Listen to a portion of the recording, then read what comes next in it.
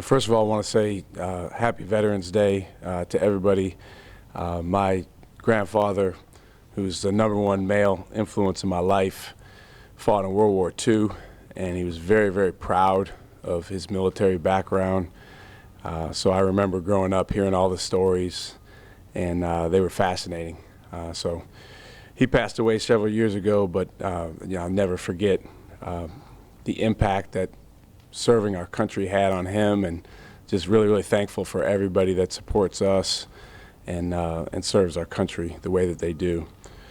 For us, it's our second week of the season, and we simply want to get better from week 1 to week 2. I thought our guys did a nice job improving from game 1 to game 2, but there's still a ton of areas on the offensive end and the defensive end where we want to get better. The emphasis on our guys is understanding and carrying out the difference between knowing and doing. I think our guys have a really good knowledge and understanding of what to do. Now it's a matter of doing it on a regular basis, on a consistent basis, day in and day out. We had some very, very good performances in the Purdue game that allowed us to be in position to win the game. Especially want to highlight Gerald Liddell, his first game after being out with a concussion for over a week, and to come back and play with that much confidence, to play, a position that, is really different than what he's played in the past, but it kind of allows him to thrive and to rebound the ball so well and play such a good defensive game was huge for us. So really happy about what he did and excited about his continued growth. Start with Mark in the front left. So after watching the Purdue game, and you mentioned confidence, do you feel like offensively your team is more confident and poised, like down the stretch, than at most of last season? And the other question is, what imprint has Yaklich put on the defense, I guess especially on the perimeter, maybe? Yeah. I think we're making progress with our poise. We still have a long way to go. Our biggest Achilles heel through 2 games offensively is turnovers. Now we did do a better job taking care of the basketball in the second half and down the stretch than we did in the first half. It helps to have a couple point guards that played major minutes last year. Matt Coleman being in his junior year, and Courtney, having a strong year under his belt. I think it starts with those guys. And we're playing a lot more with 4 guards, so you just have more decision makers, more ball handlers out there. That never hurts your poise. Luke's done a terrific job on the offensive end. On the defensive end, he's really, I think more than anything, impacted a mindset in the guys, which, as you know, is so critical to defense, and part of that mindset is taking away threes. So that's, to your question, one of the specific areas that's, I'm not saying it wasn't an emphasis before, but it's way, way more of an emphasis now. When Purdue made those 5 early threes against us, he about blew a gasket, but it was exactly what the guys needed to hear, and we did a much better job over the course of the rest of the game defending the 3-point line.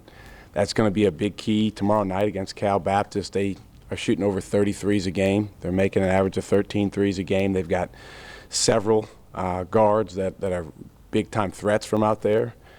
So that's been an emphasis from Luke to our guys and to our whole team that is really important, because, as you know, that line determines a lot. On the front left, Brian. Shaka, the way Matt played, freshman Matt, I don't think would have done that. Just the way he controlled and his poise. You've been wanting to see that. I mean, just what did you think of how he kind of managed the game and all the way to the end? I thought he managed the game really well. Really, after his first turnover he had, the first play of the game, he did a nice job passing the basketball. It helps when you're 4 for 5 from 3. He's spent a ton of time on his outside shooting, so hopefully that's something that he can continue to build on. The most important part of managing the game, obviously in a close game, is down the stretch. And when we were down 5, I believe, with a little over 3 minutes left, he did a great job in the pick and roll action that we were putting him in, just making the right read, making the right decision. He made 3 out of 4 perfect reads, so he's still got some progress to make. But it's not like he hasn't done it before, Brian. He's had games like this last year. He's had games like this even his freshman year. The key is consistency. And, my challenge to him is he's always been a guy who really, really gets up for big name teams and a lot of times does play well against, teams that are ranked or teams that have big names. But I challenge him in the offseason that you got to be a little bit greedier with the mentality of I want to be that type of player every game. And that might not mean going 4 for 5 from 3 every game, because that would lead the nation. But it means bringing a mentality of aggressiveness, of this is my team that I'm running, and this possession is unbelievably important to me. Kirk in front. Is it hard to overstate the magnitude of that win, considering Purdue's a quality opponent on the road where they rarely lose, finishing close game? Well, it was a great win, and the way college basketball works, it's a win that will help us in March. But at the same time, it's just one game, and even in that game, when we watch the tape, there's a lot of things that we need to do better, and we'll work really hard at doing better. When you win a game like that, you want to take all the positives and build on them, and you want your guys to feel like, yes, we went and did that in a tough atmosphere on the road. But it doesn't guarantee anything your next time out or against anyone moving forward. You have to keep getting better. So you want to strike that balance. I think that our guys, I told the guys before the game in the locker room, I said, you guys know something that they don't know. And I was referring to all the people watching the game. Because I didn't think that, maybe the people watching the game gave us much of a chance to win. But at the same time, we've always emphasized to our guys this year, we're not going to worry about that. That stuff's not under our control. Stuff doesn't matter. But I think for them to know that we could go win that game, and then for them to go play the way they needed to play to win, is a powerful lesson for them to have and put in their pocket and hopefully utilize later in the year. On your left to Jeff, please. Shaka, when you talk about playing with 4 guards, the decision making and the shooting you get from a 4-guard lineup, is that, I guess, are you willing at some points to sacrifice defensive rebounding, or do you feel like even if you're playing 4 guards that defensive rebounding could be? We need to rebound better, whether we're playing 4 guards, 5 guards, or 5 bigs. We need to rebound better across the board. Certainly, when you do play smaller, that makes it more challenging. Gerald Liddell led us in rebounding. I believe he had 8 rebounds. We need some of our other guys to step forward and rebound the basketball more, starting with our bigs. But certainly, we need our guards' help as well. Our bigs did do a really good job in that game of battling physically. That was a physical game. When you go back and watch the tape, there was a lot of probably fouls both ways that didn't get called. But when the game is going that way, those guys are in a fight for their lives around the basket, and sometimes it's on the guards to go get the rebound, especially the longer ones. And that, Front center.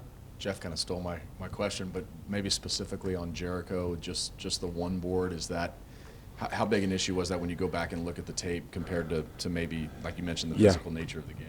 I thought Jericho did a lot of good things in the game. We've been on him about finishing. I believe he was 5 for 6 from the field, which is terrific. He got the right shots. He took the right shots. Certainly needs to rebound more than he did. But he also was battling and fighting a lot of times just to keep the other guy from getting it. That'll continue to be an emphasis for him. He rebounded really well in our first game. I think his rebounding interval was right around 2, which is phenomenal. In this game, he didn't get as many. It's going to be a big point of emphasis tomorrow for him. The goal is to get one every 3 minutes. That's elite. I think when Mo was here, he got about every 2.8 minutes. So that's a high bar, but I believe those guys can do it. Dustin on your front left. What's the most important thing you want your guys to learn from going to Purdue and winning there? Because you've had some high moments in non-conference play throughout your tenure here, and then last year North Carolina, then Radford and VCU. What do those guys need to learn from what happened at Purdue? Well, I think when you bring up those games from last year, first of all, this year is a different team than last year. Now that doesn't mean that you can't learn lessons from last year. And that doesn't mean that if you're not careful, you can't, repeat certain missteps that you had. So you don't want to just flush it down the toilet. You want to keep in your mind, as we say, certain ugly reminders, or even some of the good things that you did and how you were able to do those things. And we've talked about that a lot with winning our last 5 games and what we took out of that. Number one, and I always got this from Billy, working for him, is that when winning the game is bigger than anything else in our players' minds, we're better. And that's not unique to us. That's anybody.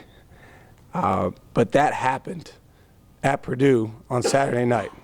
Now, part of that might have been because they were nationally ranked, or because they had such an unbelievable record at home, because they have such a great program. But for whatever reason, that was the case for us. So I would say everything starts with that, whether you're playing Purdue on the road or whoever it is you're playing. If you can put as a team winning over everything, and I know you guys are probably sitting there saying, well, yeah, that should be a given, but it's not a given. And our guys deserve a lot of credit for making that happen. Again, the difference between knowing and doing. So that's what we have to take with us into our next game. And then there's a bunch of other details that we can take out of that game. We talked about the poise down the stretch that the guys showed. I thought the way they played we over me basketball, having 18 assists, sharing the basketball. I think we assisted on 75% of our baskets, which is always a really good indicator that we're sharing the ball. Defensive grittiness and toughness. That same stretch when Matt was making the right read and pick and rolls, and Jericho made a great finish, and Gerald made a great shot, and Jace. That same stretch of time, we got 5 stops in a row. So that's where the offense and the defense goes together. You have to be really good on both ends if you're down 5 with a little over 3 minutes left and you want to come back and win. On your front right to Joe. With Brock, who went from starter to not getting any minutes, was that Gerald's health? Was that a matchup? What went into that? And how can he improve when he gets on the floor? I think for any of our players that want to play more, it's about when you do get opportunity, making the most of it, and then understanding that every day in practice, you're trying out. You're playing to play more in the game and to help our team. We play guys for one reason, so that they can help our team win. And yeah, we did feel like going into that game that Gerald Liddell, based on the way he had practiced for 6 weeks, could really, really help us against Purdue and pretty much anyone we play, and he did. So for anyone else that didn't play as much, they need to continue improving. Most of the guys we're talking about are younger players, and we don't have any seniors on our team. Yesterday, we had a very competitive session for about 40 minutes after our practice with the 6 guys that played the least minutes. And those guys were going at each other. And we just talked about it as a staff. That's something we need to do on a regular basis, because they need to understand there's probably a certain amount of minutes available that someone in that group is going to play. And we got to keep helping them get better and understanding how to do that. Back to your front left to Brian. Shaka, I thought it spoke really a lot of volume about how you feel about Andrew for you to sub him in. About 3 minutes left. He gets the defensive rebound. He had 4 big free throws. I would imagine that everywhere y'all go this year, there's going to be like an off-the-court recognition of him. But in your mind, is he fully back to being just one of the guys now? Well, first of all, since you brought it up, I thought it was an unbelievable class act on the part of Purdue students and their fans to support Andrew the way they did. When we first got to the arena, we go out on the court, And they made this terrific sign, which I'm sure you saw, and it was a combination of their logo and our logo. And it said, Andrew Jones is unstoppable. And we're getting ready to play Purdue. They're getting ready to play Andrew Jones and his teammates. So it was awesome, you know, just because you don't typically think of, you know, people understanding beyond the magnitude of winning the game, certain things that are larger in that moment. And then I didn't realize when he checked in the game what happened until my wife texted me a picture after the game of the, you know, the orange signs that they had up. But it was just it was a really classy gesture. And then, you know, Andrew being able to play well down the stretch after not being able to play as well as he did the game before said a lot about him. You know, he's always been a phenomenal shooter. So when he got fouled and went to the foul line 4 times, you know, between him and Matt, those are the 2 guys we'd like to have at the foul line. And they helped us win the game by making those shots. In terms of him being back, it's still a progression for him. You know, I don't think physically he's exactly where he was, you know, 2 years ago, but I think I know he's made a ton of progress since last year when he was practicing with us. Right, and I guess that's kind of what I was asking about. Is in your mind, do you see him as a veteran guy that clearly you trust on the road against a ranked opponent at closing time? Absolutely. Yeah. Absolutely. I mean, Andrew's a guy that he's the oldest player on our team.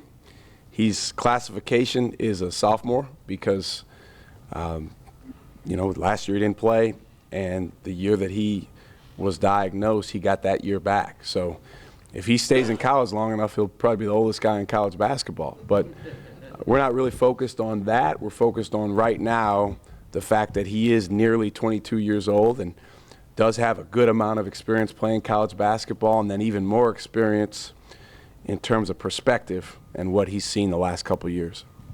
So it isn't Perry front right to Roger? I saw him on their staff, actually, in one of their games. Now, Shaka, you pointed out Matt gets up for, you know, names, big games. Do you as a staff have to kind of start pounding into these guys' heads? Maybe it started yesterday. Okay, now we're playing Cal Baptist. A lot of people might not even know where they're located, let alone know about the school, but to come out with that same energy, passion. Absolutely. I mean, you were with us. We got on the plane on the way back, and first thing I did is I opened up my computer and I start watching Cal Baptist. And Luke was sitting, I think, in front of me, and Neil and Jay were sitting behind me, and I'm watching, and I turned to those guys and said, these guys are really good. Because I hadn't watched them before. I was focused on Purdue and focused on our guys, and like, wow, these guys' guards are really good. This may be one of the best backcourts we've seen in a while. They just have older guards, and they can all shoot, and they're all really, really aggressive, and they play. We always tell our guys, aggressive, confident, and loose. That's how they play. That's how they're coming in here playing. So absolutely, that's something that yesterday was hammered home to our guys and will continue to be. And again, what I've learned is for us to have the proper level of respect for them, that has to be hammered home by us, but it also has to be player driven. And so that's a challenge that has been placed to Matt and all the other guys on our team that, you know, if you guys don't have that level of respect, we're going to be in trouble. And they've been there before, and we've talked about that. So that being said, it's about us playing to our standard, regardless of who the opponent is. That's been an emphasis all fall, and that one will not change. Middle left, please. Coach, kind of going back to Andrew Jones for a second. He's the oldest player on your team, but he's only a sophomore. Do you still see him as one of the leaders on your team? Andrew is definitely one of our leaders. He pulled the guys together before we practiced yesterday, and we had gotten home late the night before, and some of our guys played really heavy minutes, and it was an emotional game.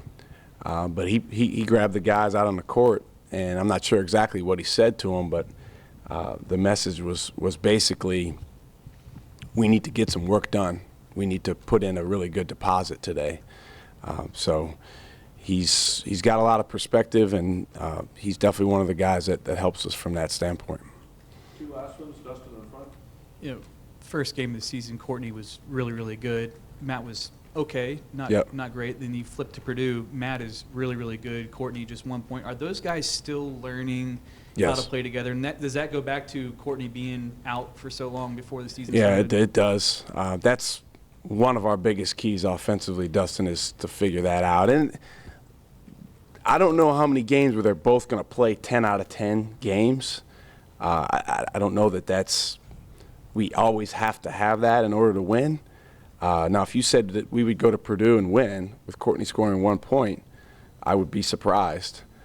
So, we'd like for, if one of them plays great and one of them plays good, that'd be terrific. I did think Courtney really gave us a lift with some intangible plays, some defensive plays.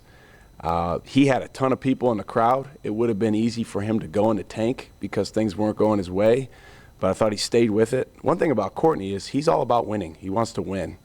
He's not a selfish player. But yeah, that's probably, among a couple other things, a really important key for us offensively is to continue to figure out how to help those guys play together, play off of one another, because they are two guys that are used to having the ball in their hands. But it's not like we're the only team around college basketball that's playing 2 point guards. I mean, there's a lot of teams that have had a ton of success in this league and nationally with two guys like that. So we just got to get them more and more used to playing with each other. And we did have a setback in the 6 weeks of practice where they rarely were on the court together just because of injuries. We don't control that. Moving forward, knock on wood, they're both healthy, so hopefully we'll get them more time together. Last one, Kirk in front, please. Donovan played just 1 minute, right? Any particular reason?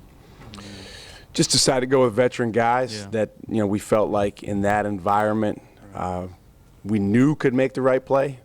Right now, I think he has as much potential as anyone on our team.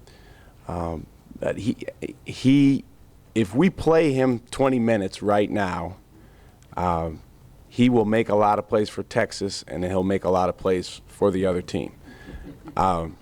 Which, again, as a freshman, that's sometimes how it goes. We just didn't have that luxury in that moment. But this guy's going to be a really, really good player. And I love his mentality. When we got back, he went up to the practice gym, and he's up there working out at like 1:30 in the morning. And it wasn't feeling sorry for himself that he didn't play. It was truly, okay, what can I do to get better so that I can play? Because he is hungry to be given opportunity in those situations. And he's definitely a guy that, is going to work towards being able to play in those moments. And the last thing, was the team surprised at one, or did you see a confidence maybe before the game that we're going to go out and win this game already? I think our guys felt like we could go win the game. We told them going into the game, everything you want is just on the other side of hard. That's a Monty Williams quote. So we helped them understand it was going to be hard. But I definitely feel like they had a belief in each other. And certainly when the game started and, when the game's going back and forth, I thought there was a real understanding that we could go take the game, particularly in the second half. The crowd was great and really into it, but I don't think it affected our guys from the standpoint of their poise and just belief in each other.